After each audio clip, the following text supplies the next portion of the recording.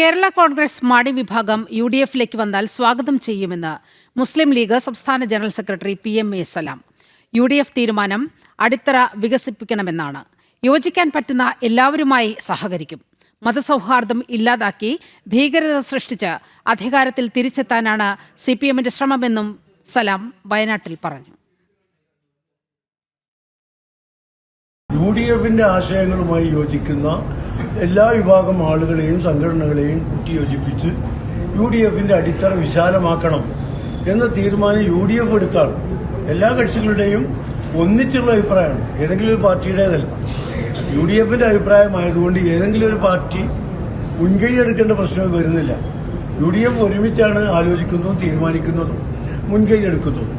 അത്തരത്തിലുള്ള കാര്യങ്ങളാണ് മറ്റ് UDF-ന് പുറത്തുള്ള UDF-മായി സഹകരിക്കാൻ തയ്യാറുള്ള വിഭാഗങ്ങളുമായി നടത്തിക്കൊണ്ടിരിക്കുന്നത്. UDF-ലേക്ക് ആര് വന്നാലും അത് മെച്ചല്ലേ. UDF-ന്റെ അടിത്തറയല്ലേ വിപുലീകരിക്കുന്നത്. ആളുകൾ കൂടുതലാകുന്നത് എല്ലാം കൊണ്ടും നല്ലതല്ലേ. UDF-ന്റെ ആശയങ്ങളുമായി യോജിക്കുന്ന ജനാധിപത്യ മതേതര വിശ്വാസികളായ എല്ലാ വിഭാഗങ്ങളെയും UDF സ്വീകരിക്കും.